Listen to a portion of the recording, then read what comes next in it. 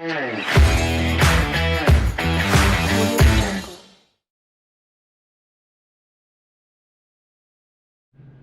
galera, bom dia, estamos reunidos aqui com os nossos alunos do ensino médio integrado, aqui do campus Várzea Grande, FMT Várzea Grande, e estamos aqui para poder concluir a fase desse projeto que nós estamos desenvolvendo sobre os gêneros discursivos, onde entendemos que o teórico Bakhtin vem tratando sobre a questão dos gêneros que nós falamos, que falamos por meio de determinados gêneros do discurso, desde uma simples cartinha ou um bilhetinho até a documentos ou textos mais complexos, E abordando os textos mais complexos, que ele também define como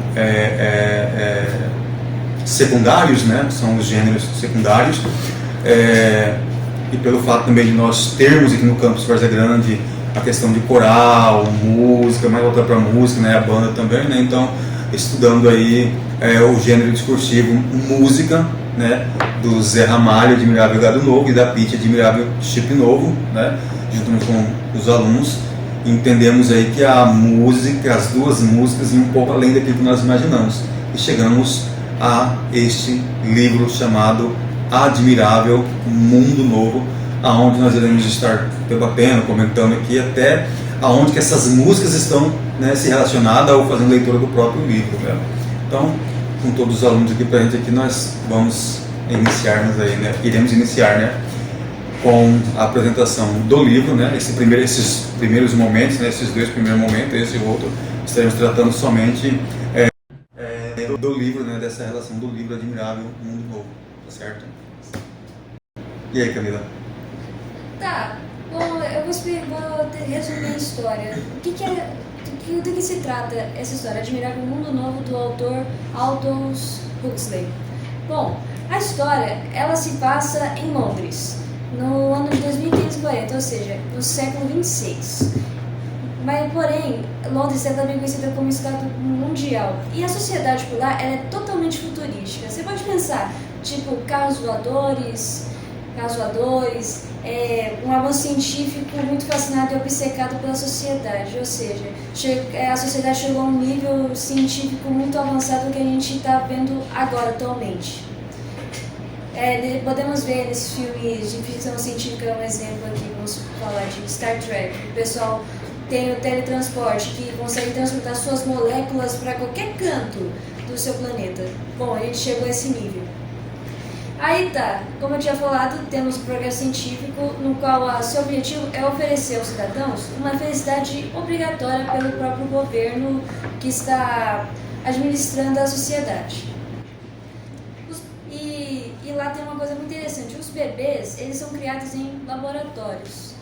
É bem interessante porque a gente pode comparar isso com a fertilização in vitro, onde o bebê, ao invés de ser formado da forma como é mais biológica, concepção natural, Isso, natural, que é o homem e a mulher se relacionando, ele é feito em um laboratório, onde pega as células reprodutivas e é feito de uma forma artificial. É tipo um sexo artificial, vamos dizer assim. Então, aí nessa história, as mulheres, elas também deixam de engravidar e elas recorrem a medidas para manter um corpo perfeito. O que dá a entender isso? Que essa questão do sexo não é visto como uma coisa muito prazerosa mais. Está visto como uma coisa mais obscena, mais suja. Uma coisa que ninguém mais gosta. Aí a gente também vai abordar sobre a soma daqui a pouco, que seria a droga da felicidade, uma droga que é utilizada na sociedade para esquecer qualquer imperfeição, uma tristeza. Uma droga que faz a pessoa se sentir feliz.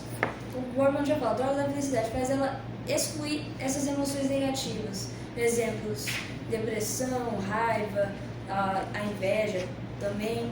Tristeza, Aí, como protagonista, a gente vai ter o chamado Bernard Marx. Esse nome Marx não foi por acaso, o Aldous não pensou vou botar um Marx como seu sobrenome. Não, ele se baseou no próprio filósofo alemão Karl Marx, porque ele usou o personagem para comparar a insatisfação que ele tem com o regime de governo adotado na cidade onde ele mora. Ou seja, ele está comparando Karl Marx, está comparando a insatisfação de Karl Marx com o regime de governo adotado. Aí, o Bernard Marx, ele é o protagonista e ele é de uma casta, de uma classe chamada alfa nessa sociedade, que é a casta mais elevada, porém, ele é muito discriminado pelos seus próprios colegas nessa casta, porque segundo esses colegas, desculpa, ele é visto como um imperfeito, um excluído. Ele não se encaixa aos padrões que tem nessa casta alfa. E nisso ele começa a ficar muito marginalizado, como a gente fala, é um excluído dessa sociedade alfa. E ele começa a tentar refletir, tipo, eu sou alfa, eu sou de uma casta alta, mas eu sou discriminado pelos meus colegas de trabalho, eu não me encaixo. O que será que eu tenho que fazer para me encaixar? Ele começa a refletir, começa a mostrar essa emoção de insatisfação, que a gente vai ver no decorrer da obra. Essa obra é interessante porque ela aborda um tema que é bastante importante e que está ocorrendo muito atualmente, que a tecnologia ela é boa, porém é mal usada e é levada ao extremo. Ou seja, vamos comparar o século XX. A informação era uma coisa muito lenta. Demorava dias, semanas para chegar. Meses, né? O que era mais rápido, embora levasse dias ou semanas, era o telegrama. Porque o telegrama ele era mais direto. Ele só você falar, parente morreu, tal dia, tal ano, e mandava. Porém, a pessoa só recebia 3 dias depois que esse evento aconteceu. Mas era a coisa mais rápida. Depois de um tempo você vê isso lá do lado e você começa a sentir uma necessidade de pegar esse aparelho e ficar vendo. Você fica lendo, você para, você lendo, aí você para no celular. Dá a entender que é um vício, né? Então a gente pode comparar esse vício do celular com uma soma. Da própria obra. Porque você fica. Porque eu entendo. Você fica lendo, às vezes você fica um pouco entediado, aí você às vezes pensa, não, vou mexer no meu celular para tentar esquecer um pouco desse tédio que eu estou sentindo. É isso que a soma faz. Você sente alguma coisa negativa e ela só exclui isso. E o celular seria tipo a soma. Mais alta, que é a vermelha meio cor amora, que ela tem, que seria tipo... que tem habilidades específicas para tarefas, especialmente na área de fecundação. Ela que é responsável em fabricar os bebês nos laboratórios. Ela que decide, esse bebê vai pertencer em qual casta, faz a análise geral e depois define onde que o bebê vai se encaixar. Essa é a beta. Temos a terceira, que é a mediana, que é a gama, da cor verde, que seria a mão de obra barata, seria vamos dar um exemplo, comerciantes, artesãos. Temos depois da cor laranjada, a delta, que é a segunda mais baixa, que seriam os trabalhadores braçais, os operários. E por último, e a inferior de todas, temos a Y, que é da cor preta e a parte mais miserável da sociedade. Ok, esse foi o sistema de casta livre. Podemos comparar também com o sistema de castas da Índia, que também é dividido em 5 e os seus grupos eles são divididos como: primeiro, brahmanes, que são religiosos, sacerdotes e mestres. Tanto faz, não importa a cor, mas aqui eu peguei, eles são representados pela cor vermelha. Temos os kshatriyas, que são os guerreiros e políticos, ou guerreiros com poderes políticos, que eles são representados da cor rosa. O azul, os vaixás, que são os comerciantes, os camponeses e artesãos. Os shudras, que são os trabalhadores braçais, os servos. E por último os udatis, os intocáveis ou pares. Só que aqui no Ocidente ficou mais conhecido como aquela pirâmide, aquele triângulo que é dividido em partes. Porém na Índia, na verdade, ele é mostrado na verdade assim, ó. É uma pessoa que é um deus, na verdade é o deus Brahma, e ele é dirigido pelas partes do corpo desse deus. No caso, os Brahmanes, eles são a cabeça do deus, no qual eles ficam informando os saberes do deus. Eles são os mensageiros desse deus Brahma, e no caso a cabeça são os sacerdotes e os mestres. E essa é a casta mais elevada lá na Índia. Agora, dos braços aqui no peito, é os chakras, que são os guerreiros e os políticos, ou seja, é a parte que vai proteger, que vai dar força para a sociedade, que vai comandá-la tipo, com garras e dentes, como a gente costuma falar em certas ocasiões. Agora, da coxa, só até a parte da coxa, até melhor da panturrilha, desculpa, é os Vaixás, que seriam os comerciantes, camponeses e artesãos. Agora, dos pés, que apoiam, que dão apoio a essas sociedades, são os Shudras, que, como eu falei, são os trabalhadores braçais, e abaixo dos Shudras, que são os intocáveis, que tipo, dão não seria um apoio, mas a parte mais inferior mesmo, que está abaixo dos pés desse deus, são os Darvids, que são conhecidos popularmente como os intocáveis, lá na Índia.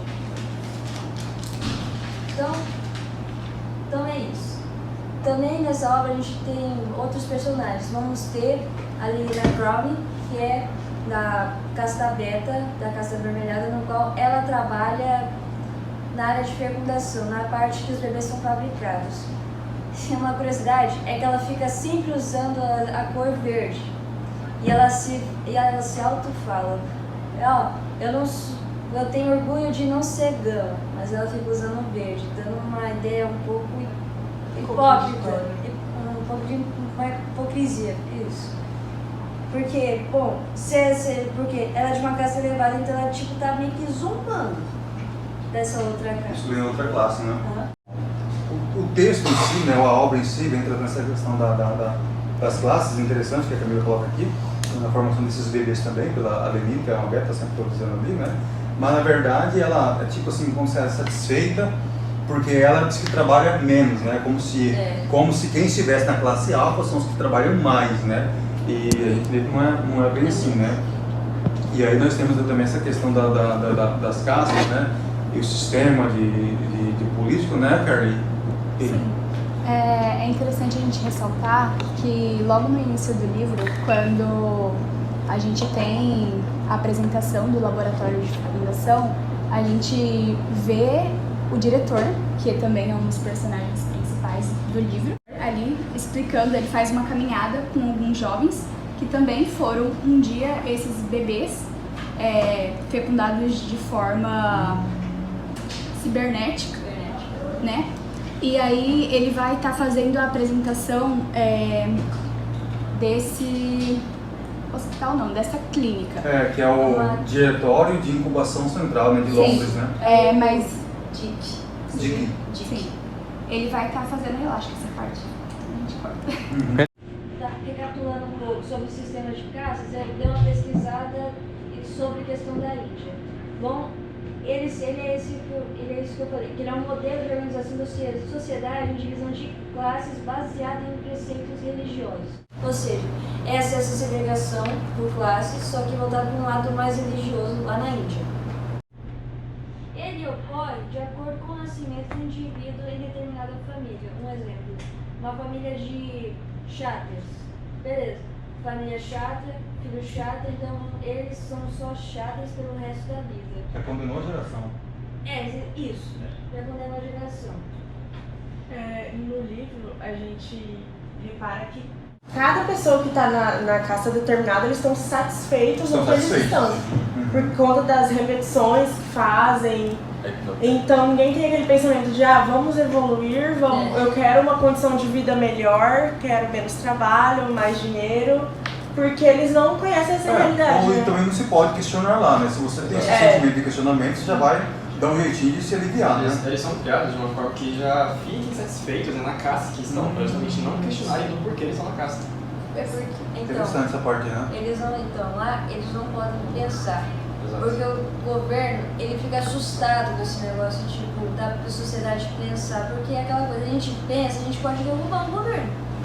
A gente pode relacionar isso com 1984. Sim. Que tem um sistema onde você você tem que... o sistema de ódio e totalmente contrário do sistema que a gente tem em Admirável Mundo Novo, que é o da felicidade. Todo mundo tem que ser feliz.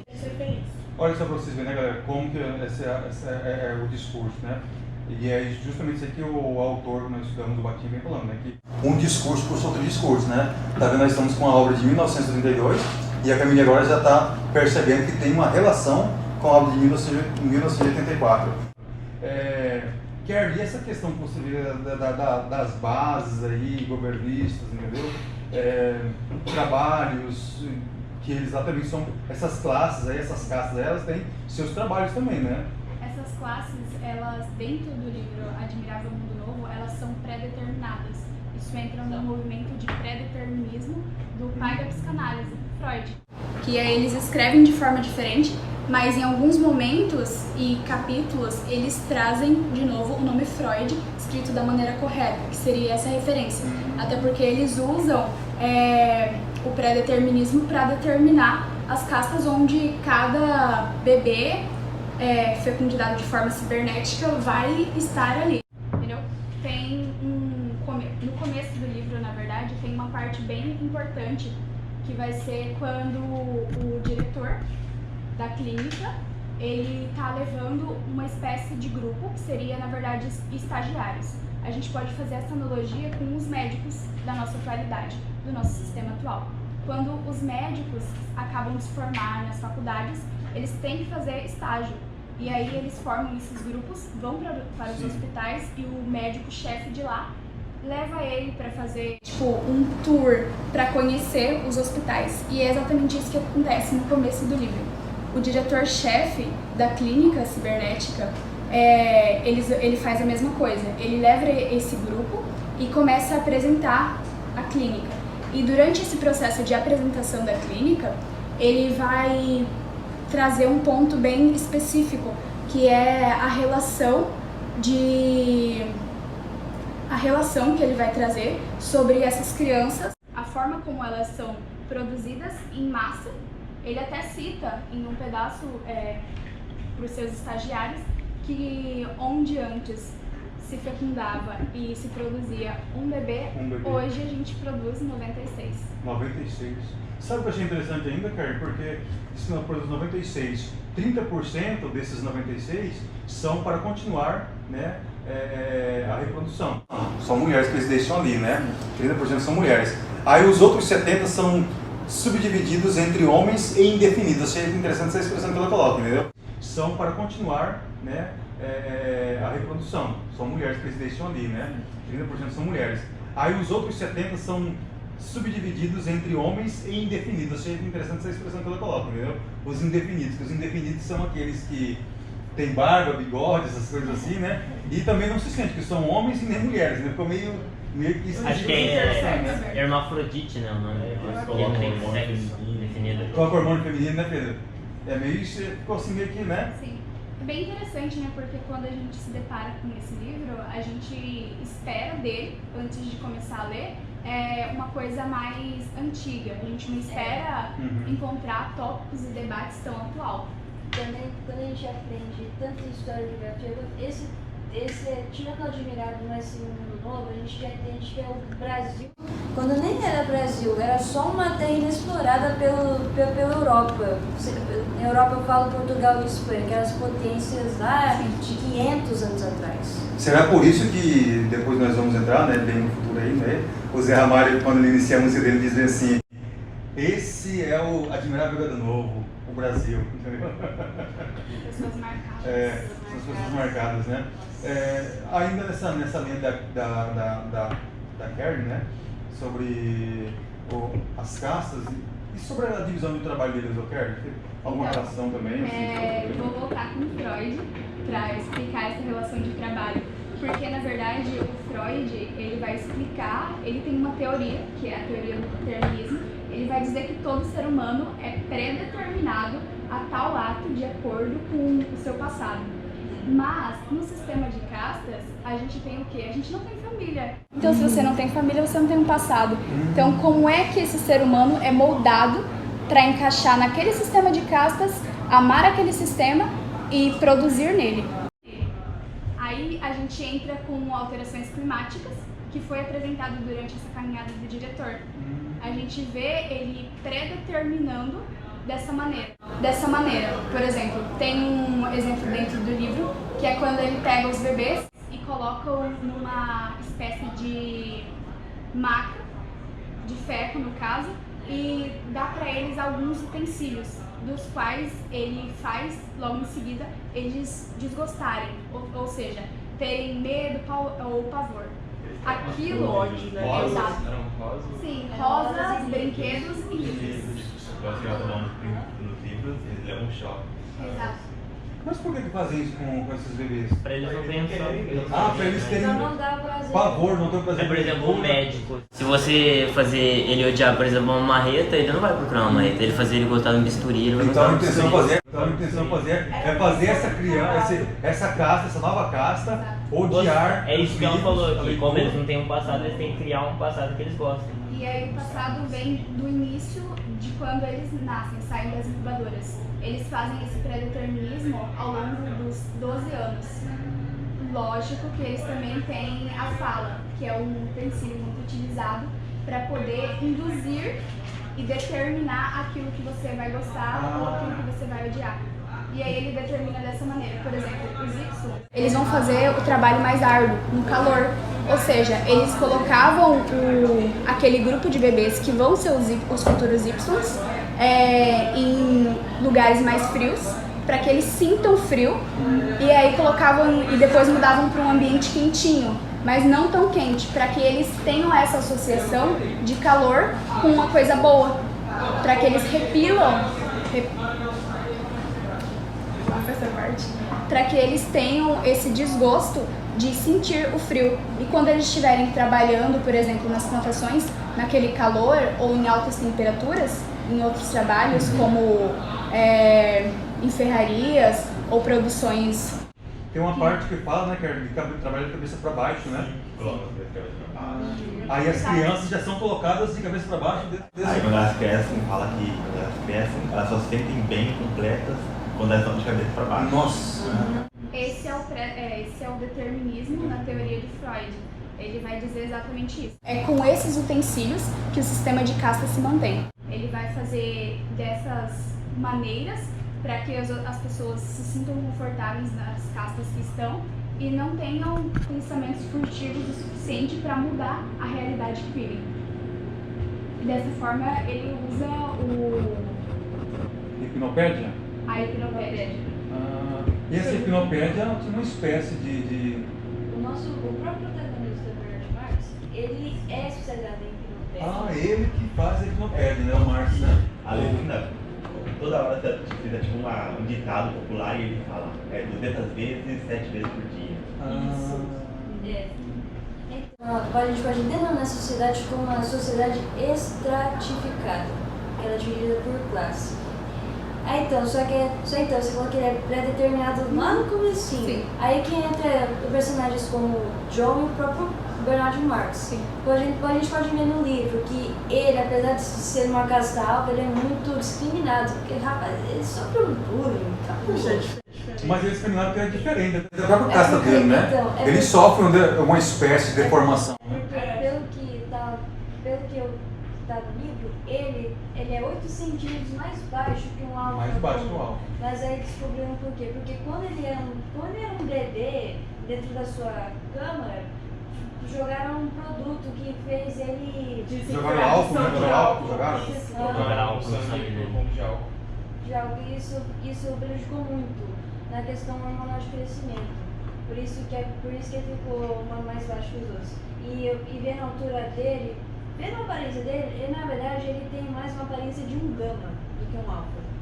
Aí até que alguns ficam falando assim, tipo, nossa, você é alfa, mas você é tão baixinho, você parece mais um gama. O que dá pra mim com isso? Porque até nas classes isso acontece, apesar da pessoa ser, um exemplo, é rica e tal, ela tem essa coisa de subdivisão dentro da própria casta.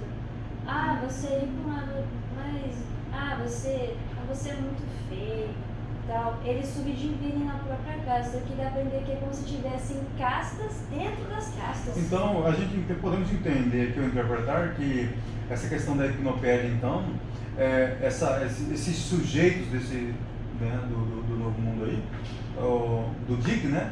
Eles então não tem uma, que nem a Carrie colocou, eles não têm uma história para contar. A história que eles contam é repetida, e essa história pode ser manipulada ou não, porque acabam se tornando narrativas também, né? Narrativas que são manipuladas, né? Que são elaboradas, são prontas já. Né? E aí, o que vocês acham dessa?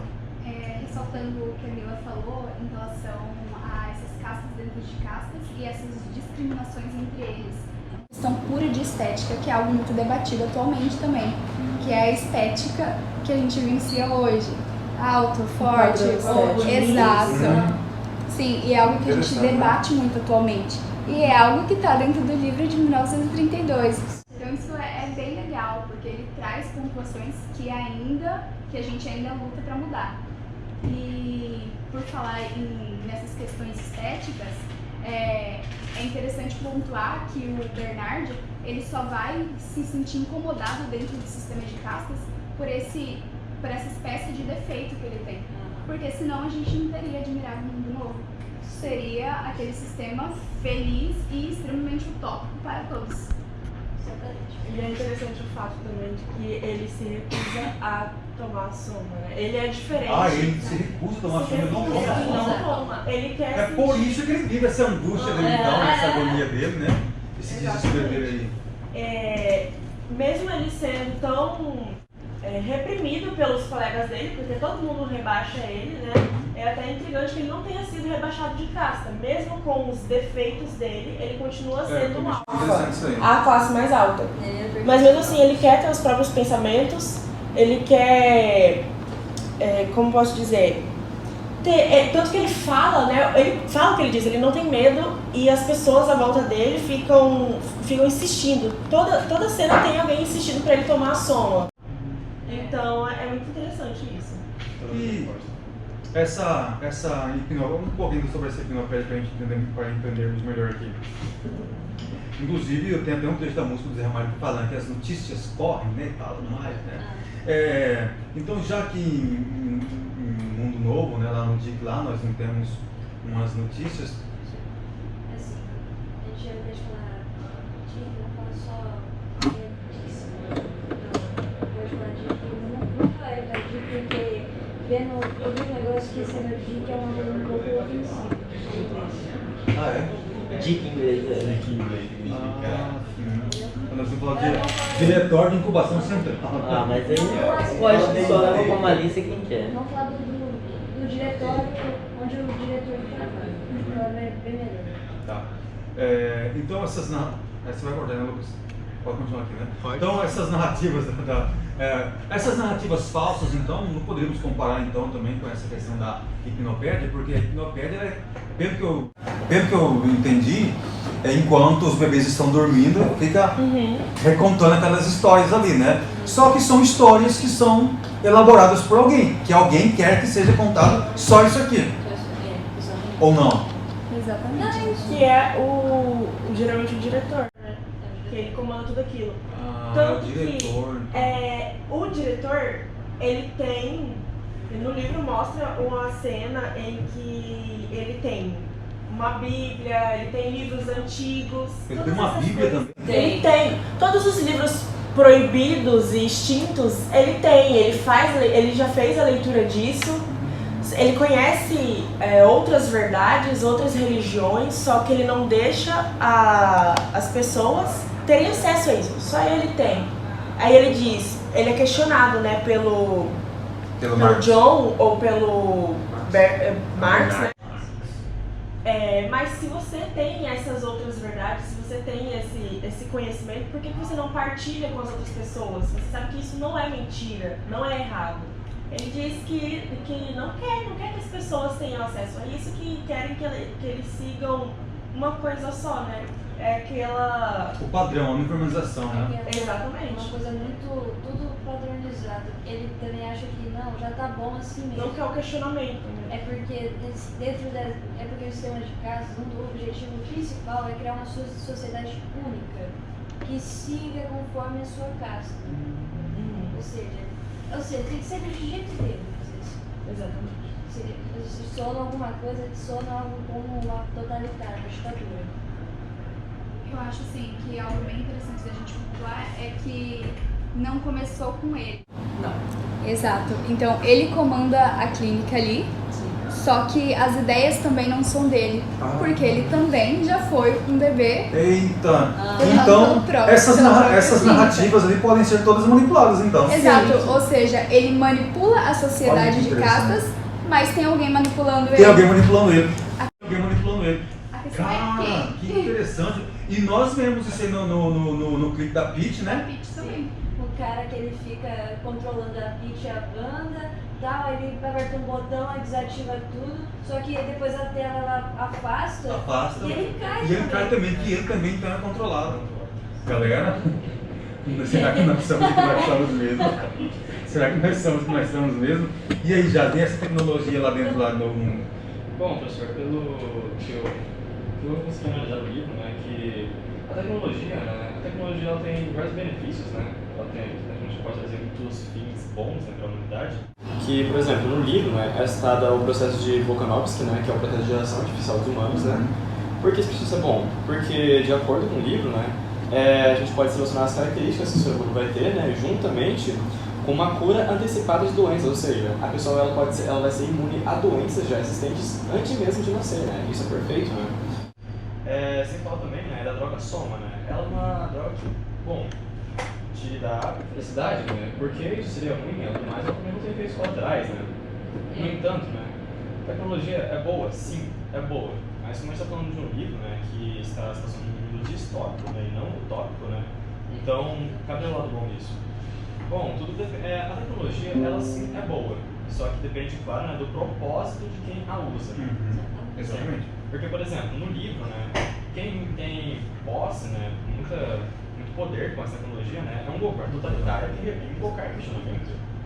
Um poder enorme desse na mão da pessoa errada, né, bom, isso pode gerar catástrofe ou, se não, também fatalidades também, né. E, bom, todas as tecnologias, elas são boas, sim.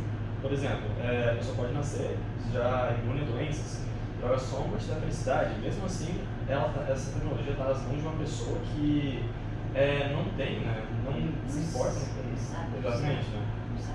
E aí, para evitar que ela seja questionada do que ela faz, né, ela justamente não deixa ninguém questionar, fazendo, obviamente, né, o império nessa pessoa, né, crescer ainda mais, né? Com a sombra eles podem até tirar umas férias, né? Que seria tipo um coma, por dizer assim. Isso, eles tomam tanta soma que ficam um período ali de dias sem sentir nada no aéreo, da felicidade pura. Aí quando acordava é como se nada tivesse acontecido. E isso pode até ser relacionado com os remédios de hoje em dia, né? Muitos são necessários para o tratamento de doenças psicológicas, mentais, só que muitas delas deixam as pessoas dopadas, né? Que aí. Não, e a gente também efeito colateral. me parece que esses dias estava rodando no YouTube aí, também nos redes, um remédio que o pessoal tá tomando, que é... Efeito colateral, aquilo vai te tratar, só que vai te deixar num nível que você não sente as coisas, né? Fica uma pessoa, um zumbi. E é o que a soma faz, você não sente nada. E é interessante a gente pontuar o que ele trouxe no quesito de não há mais doenças. Porque assim, a soma em si, ela gera uma doença. Porque ela gera um vício. E o vício é uma doença. Então, exato. Então gera esse quesito irônico de uma sociedade perfeita. Perfeita onde? Ela gera vícios. Entendeu? Ela gera outros tipos de doença. E tipo, ela reprime o questionamento e isso adoece as pessoas que querem ter esse questionamento, querem ter o livre-arbítrio e... entendeu? Geralmente as pessoas aqui, quando eu cheguei nessa parte que você falou dos zumbis, eu já falei, meu Deus do céu, a sociedade é cheia de dependente químico. Tanto que no livro, né, eu também vou usar, mas pelo que eu li, né, que eu deu a entender, né, no tom, né, de voz, né, quando a gente estava falando, né, os indivíduos, eles estavam literalmente viciados, né. Eles falavam assim, isso aqui é um pouco de soma, toma uma grama de soma, vai te fazer bem. Falavam de um jeito como se, sei lá, fosse uma coisa boa. Psicótico, talvez, né, tipo assim, dependente demais disso. E oferece quase, aí o Bernd Marx, novamente, o que ele faz, ele foge, né, ele não quer se envolver nisso. E o que chega a ser engraçado também, né, é que, na minha opinião, né, o mundo está num nível próximo ao do livro. É claro, não num nível nesse extremo, né, num nível de ser criado tudo artificialmente, muita coisa não ser permitida, ninguém poder fazer questionamento. Até porque a filosofia, né, é algo indispensável, né, para a humanidade inteira, né, e justamente o objetivo da filosofia é questionar. O objetivo da filosofia é ser uma pessoa questionadora para ser filosófica. Ou Sobre seja, essa questão, Jasmine, que você falou, esse livro é antigo e é tão atual porque você diz dessa questão de ser... as pessoas serem felizes, né? Hoje em dia a gente tem a rede social. Na rede social, você não vê ninguém postar que está triste, né? E aí as pessoas ficam mais felizes conforme vão recebendo curtidas, comentários e atenção. Então, a tecnologia, as redes sociais, elas estão usando como uma forma de trazer felicidade, de trazer lazer. Você não vai mais, claro não, todas as pessoas, não generalizando, mas muitas delas encontram lazer nisso e ao invés de sair de casa ou fazer um passeio, não. Onde a gente vai, depois de um dia de trabalho, de um dia de estudo, o que a gente vai fazer? Ver as redes sociais, celular, pra telas. descansar, mexer no celular, rede social, porque assim, uma coisa que eu também reparei, né, que eu fiquei muito surpreso. Mas rapaz, pior que é verdade, né? A pessoa fica todo feliz da vida lá quando ele recebe os likes lá, curtidinhas, né? comentário, mencionamento, né, menção. E uma coisa que eu reparei, eu fiquei até surpreso quando bem chocado com isso, né, que já existem governos semelhantes ao governo que foi aqui do livro, né. Porque, tipo assim, um exemplo disso, né, é o presidente da Coreia do Norte, Kim Jong-un, né. Um exemplo disso muito forte, né. Que no caso, né, Kim Jong-un, né, o líder supremo da Coreia do Norte, né, ele tem um imenso poder nas mãos, né, tanto tecnológico quanto militar. E aí foi o que eu disse antes, né, pessoas que são líderes, né, que possuem tecnologia e poder, né, acabam sendo influenciadas pelo que elas têm, né. E por mais que não faça mal à sociedade diretamente, né, em alguns casos, né, colocam seus interesses acima dos outros, né, que é obviamente uma situação muito semelhante ao do livro, né. Ele tem uma tecnologia, um poder enorme nas mãos. Só que ainda assim, por mais que ele não faça mal diretamente, né, até porque ninguém ali está sofrendo, né, diretamente, né, quando nasce e tal, a pessoa nasce neutro, né, ou feliz também por conta da soma, né, só que mesmo assim, né, não está fazendo nem mal diretamente. Porém, mesmo assim, o governo ainda assim está fazendo um certo mal. E foi como você também disse também, né, a soma, né, pelo que eu consegui relacionar aqui, a soma, ela se assemelha muito às redes sociais, né, não as redes sociais, como as redes sociais, os sites legais ou mais 18 que muito consome hoje também, né, jogos, séries, tudo isso já gira em torno de uma única coisa, que é a dopamina, que é a hormônio da felicidade. Tá gerando vício, Exatamente. Então, por mais que a soma ela não tenha nenhum efeito colateral, né, que vai trazer fisicamente, né, algum efeito colateral pra gente, né, negativo, ela ainda assim tem um efeito que não é direto, né, que é o vício, né. Isso aí se aplica a qualquer tipo, né, de dopamina que a gente possa consumir, né. Porque no caso da soma, ela não tem efeitos colaterais. As redes sociais, elas são parecidas com a soma, porque as duas têm em comum, as duas geram dopamina, consequentemente, as duas geram isso também. Que é no caso, a dopamina, né, no caso, a dopamina desse jeito, né, falando justamente de redes sociais e tal, desse jeito, ela tem efeitos colaterais. As redes sociais podem trazer efeitos colaterais negativos pra gente também, né. Mais 18, jogos, séries, né, tudo isso que gera dopamina, né. Naquele mundinho no nosso celular, na nossa televisão, vendo essa série, jogando, a gente fica naquele mundinho e a gente não entende, não busca compreender como é o resto, né? E aí, consequentemente, vem o último, né, que na minha opinião é o principal problema da soma, se talvez não o único, né, que é o vício, né? É justamente só o vício, né, que se semelha muito, né, a questões aqui já do mundo real, né, como rede social, por exemplo. Tanto que eu parei para analisar, né, isso aqui é um texto do professor de filosofia do campus, né, que é o Fábio, que no caso eu achei muito interessante porque se assemelha praticamente identicamente à soma, né. Querem que eu leia para vocês entenderem? Sim. Tem uma coisa aqui, olha. Um filósofo chamado Robert Nozick propôs um experimento mental para avaliarmos o que realmente importa na vida. Então, o que realmente importa na vida, né, no livro, né. Imagine que os cientistas tenham inventado uma nova tecnologia incrível chamada máquina de experiências. Funciona assim. Você vai ao laboratório e se senta com a equipe responsável pelo experimento e fala com eles sobre tudo o que você sempre quis fazer na vida. Descreve sua vida perfeita, a mais ideal, a mais prazerosa, a mais alegre e a mais satisfatória possível. É o que a droga, soma, né, tende a fazer pra gente, né? Então eles te induzem a um coma do qual você nunca mais sairá. Eles colocam seu corpo inconsciente, né, em um tanque de líquido em uma sala escura e cobrem sua cabeça com eletródos, né? Quando você está no tanque, a simulação começa. Você experimentará tudo o que você sempre sonhou, experimentará uma vida perfeita. Como você não terá memórias de entrar na máquina, quando você entra na máquina você tem memórias de como era antes, né? Não lhe restará qualquer indício, né, de que suas experiências não são reais, ou seja, você não vai questionar, né? Você não vai questionar, por que isso está acontecendo? Por que isso aqui está fazendo? Você não vai questionar, você não tem lembranças, né? É o que acontece no livro. Se sua vida está feliz, né, com a droga soma, e você não questiona, né, porque você não tem direito de questionar no livro, né, não tem por que não fazer alguma coisa, né? Viverá como se tudo fosse a mais pura realidade, né, que acontece no livro, tecnicamente. Mas na verdade, nada do que você vive é real. Você está flutuando em um barril de líquido em uma sala escura. Você nunca mais acordará para experimentar o mundo real ou interagirá com pessoas reais. Mas não saberá disso e sentirá como se tudo que tivesse experimentado fosse real. Aí a questão principal desse texto aqui é, né? Se a máquina de experiência estivesse disponível e houvesse uma garantia total de que funciona perfeitamente, você entraria nela? Aí vem aquela questão, né? Se a droga soma existisse, vocês usariam? Vocês deixariam esse mundo nosso, né? Eu não tinha parado pra pensar nisso ao longo da minha leitura. Professor, se a droga soma existisse, o senhor usaria a soma pra esquecer o momento? Esse momentaneamente, o senhor deixaria?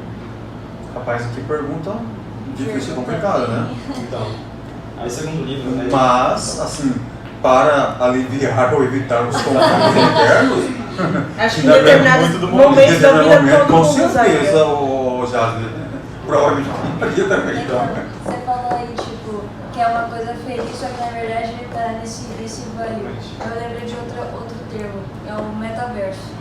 Que você tá aqui, tipo, eu tô aqui nesse mundo, só que na verdade eu tô deitada, eu tô usando um óculos que tá fazendo eu enxergar esse mundo. Isso lembra alguma coisa chamada o filme Matrix. No futuro a gente vai ter isso, que tudo é uma simulação. Então, na verdade as pessoas estão bem assim. Elas estão aqui, tipo, sentadas, só que na verdade, do outro lado da cena, elas estão deitadas como se estivessem, tipo, dormindo. Com os óculos, simulando tudo. Tanto é que tem umas teorias conspiratórias que sempre ficam falando, a gente vive uma simulação, tudo é uma simulação aqui. Tipo, nada aqui é real. Sabe o desenho Hora de Aventura do Cartoon Network?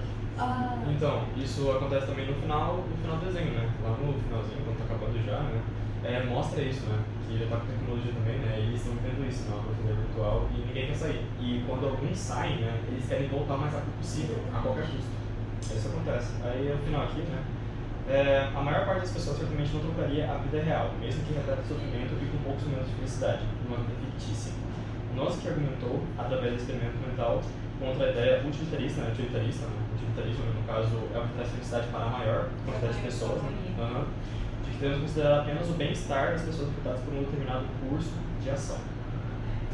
Então, isso aqui é um questionamento bem interessante, na minha opinião, que faz, pelo menos eu imagino que fez a maioria aqui, né? Refletir e questionar, né? Sobre a questão da felicidade aqui, tanto momentânea quanto para sempre no nosso mundo. E outro, atualmente a soma, podemos dizer assim, é que se estamos nesse sistema, sempre o sistema vai estar criando um outro meio para poder manter a dependência, já que a soma lá deixou independente, né? Então, comentar também no outro episódio, né? E sobre esse assunto, né? Porque, por exemplo, se nós tivemos essa que eu vou chamar aqui de meio esquisitice do TikTok, né? A tal de live NPC, né? Eu vou até NPC também, né? Mas já estamos chegando aí ao término né, desse nosso podcast aqui e no próximo ponto nós avançamos um pouco mais, né? Das castas também, né? Que aí vamos ver um trecho que a Kerly me mostrou que eu achei bem interessante, ela discutindo comigo, né? Sobre a questão do IBGE, né Kerly? Sim. Que o Brasil já é dividido também por classes, por castas, né? Só não se deram conta ainda das pessoas do que nós vimos isso aqui, né?